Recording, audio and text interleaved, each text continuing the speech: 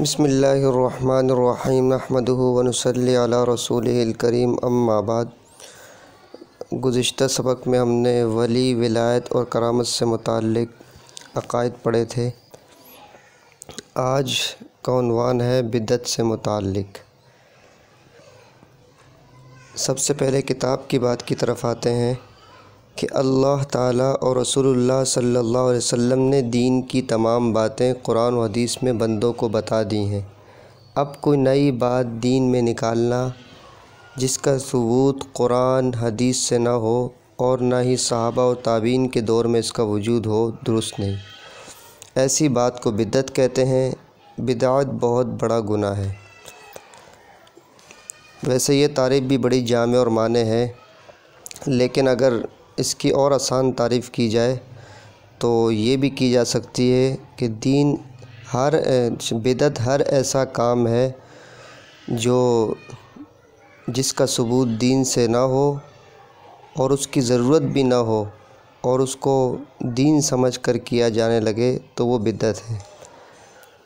اس تعریف کی بنا پر اگر کوئی آدمی یہ کہتا ہے کہ مدارس حضور صلی اللہ علیہ وسلم کے دور میں نہیں تھے تو اب کیا اس کا وجود کہاں سے آ گیا، تو اس کا جواب یہی ہے کہ اس وقت اس کی ضرورت نہیں تھی اور اس دور میں مدارس کی ضرورت ہے۔ یہ دین کی حفاظت کے قلعے ہیں اور اس کو سنت سمجھ کے کوئی نہیں کرتا کہ یہی طریقہ سنت ہے، بلکہ یہ دین کی حفاظت کا ایک راستہ ہے۔ اسی طرح اگر کوئی آدمی یہ اعتراض کرتا ہے کہ تبلیغ کہاں سے آئی، تو بے شک تبلیغ کا یہ طریقہ نہیں تھا، 4 مہینے چلے، لیکن حضور صلی اللہ علیہ وسلم نے خود بھی تبلیغ کی اور صحابہ کرام نے بھی تبلیغ کی، اور جو طریقہ اس دور میں اختیار کیا جاتا ہے تو اس کا ثبوت تو نہیں ہے، لیکن اس کو سنت سمجھ کے کوئی نہیں کرتا۔ اسی طرح بعض لوگ کہتے ہیں کہ اس وقت جہاز بھی نہیں تھا، اب جہاز میں کیوں بیٹھتے ہیں، تو بات یہ کہ وہ اس وقت اس کی ضرورت نہیں تھی، اب ضرورت ہے اور اس کو کوئی سنت سمجھ کے نہیں کرتا اور دین کا حصہ سمجھ کے نہیں کرتا۔ خیر، اس تعریف کی بنا پر تمام اشکالات جو اس دور میں کیے جاتے ہیں وہ دور ہو جاتے ہیں۔ بہرحال یہ تو بدعت سے متعلق مختصر بات تھی۔ اب آتے ہیں آسمانی کتابوں سے متعلق۔ آسمانی کتابوں سے متعلق ہمیں کیا عقیدہ رکھنا چاہیے؟ تو کتاب میں لکھا ہے کہ اللہ تعالیٰ نے بہت سی کتابیں آسمان سے جبریل علیہ السلام کے ذریعے بہت سے پیغمبروں پر اتاری تاکہ وہ اپنی امتوں کو دین کی باتیں بتائیں۔ ان میں 4 کتابیں بہت مشہور ہیں۔ تورات حضرت موسیٰ علیہ السلام کو ملی اور قرآن مجید میں بھی موسیٰ علیہ السلام کو کتاب ملنے کا ذکر ہے، وَلَقَدْ آتَيْنَا مُوسَى الْكِتَابَ۔ اور اسی طرح زبور حضرت داؤد علیہ السلام کو ملی، وَآتَيْنَاهُ الْإِنْجِيلَ، قرآن مجید میں اس کا ذکر ہے، حضرت داؤد علیہ السلام پر وَآتَيْنَا دَاوُودَ زَبُورًا، اس کا ذکر ہے۔ اسی طرح انجیل حضرت عیسیٰ علیہ السلام کو ملی، اس کا ثبوت بھی ہے، وَآتَيْنَاهُ الْإِنْجِيلَ۔ اور قرآن مجید ہمارے پیارے پیغمبر حضرت محمد مصطفیٰ صلی اللہ علیہ وسلم کو ملا، اس کا ثبوت تو قرآن مجید بھرا پڑا ہے، اِنَّا نَحْنُ نَزَّلْنَا الذِّكْرَ وَإِنَّا لَهُ لَحَافِظُونَ، کہ ہم نے قرآن کو نازل کیا ہے، ذکر سے مراد قرآن ہے اور ہم ہی اس کی حفاظت کرنے والے ہیں۔ اور قرآن مجید اللہ تعالیٰ کی آخری کتاب ہے، اس کے بعد کوئی کتاب آسمان سے نہیں آئے گی، قیامت تک قرآن ہی کا حکم چلتا رہے گا۔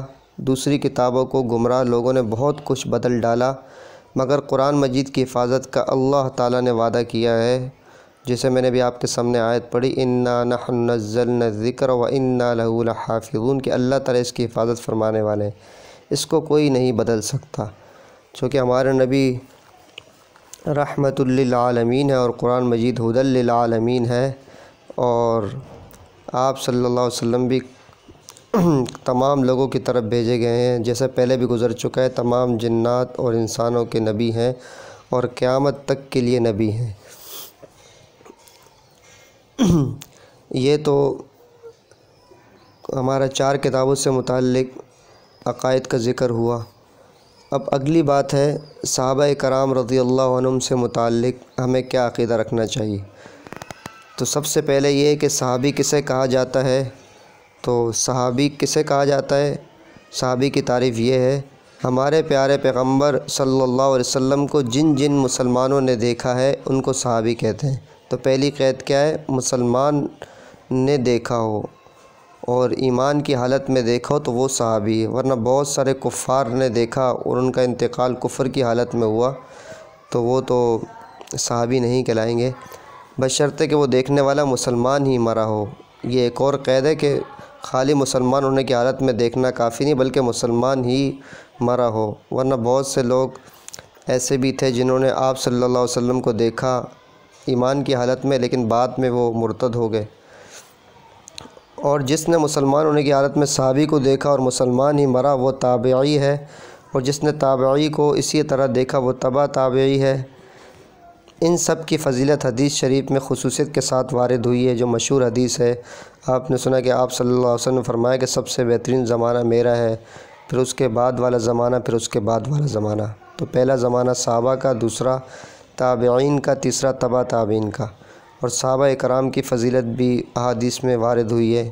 آپ صلی اللہ علیہ وسلم نے فرمایا کہ لا تسبوا اصحابی، میرے صحابہ کو گالی نہ دو، کیونکہ اگر تم میں سے کوئی ایک احد پہاڑ کے برابر بھی صدقہ کر دے تو جتنا انہوں نے ایک مد بھی صدقہ کیا اس کے برابر بھی نہیں پہنچ سکتا۔ ایک مد ایک بہت چھوٹا پیمانہ ہوتا ہے، جس کو اندازے سے سمجھنے کے لیے یہ کہہ سکتے ہیں کہ جس میں ایسا برتن جس میں 1.5 لیٹر تک پانی آئے، تو اتنا چھوٹا بھی اگر انہوں نے صدقہ کیا اور دوسرا آدمی ایک احد پہاڑ کے برابر صدقہ کر دے تو صحابہ اکرام رضی اللہ عنہم تک کے صدقے تک وہ نہیں پہنچ سکتا۔ بہرحال کتاب کی طرف دوبارہ آتے ہیں۔ ان سب سے محبت اور ان سب کے بارے میں اچھا گمان رکھنا چاہیے۔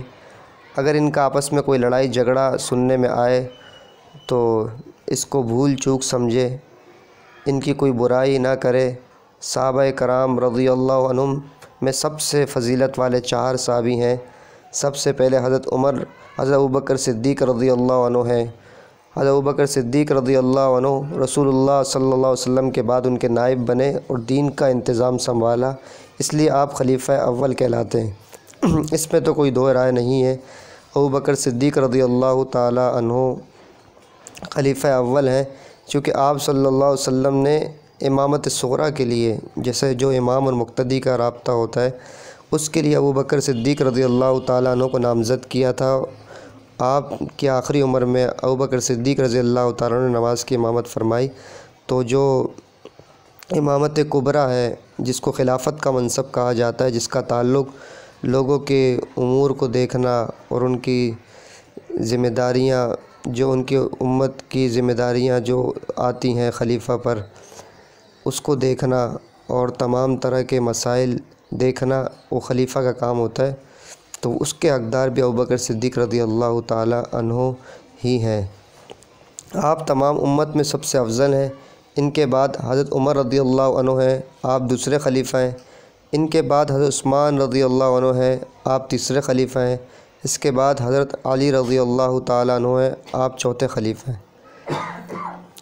اور صحابی کا اتنا بڑا رتبہ ہے کہ بڑے سے بڑا ولی بھی رتبے میں ادنیٰ درجے کے صحابی کے برابر نہیں ہو سکتا، جیسے پہلے بھی اس بارے میں بتایا تھا کہ عبداللہ بن مبارک رحمہ اللہ سے پوچھا گیا تھا کہ حضرت عمر بن عبدالعزیز رحمہ اللہ زیادہ افضل ہیں یا حضرت امیر معاویہ رضی اللہ عنہ؟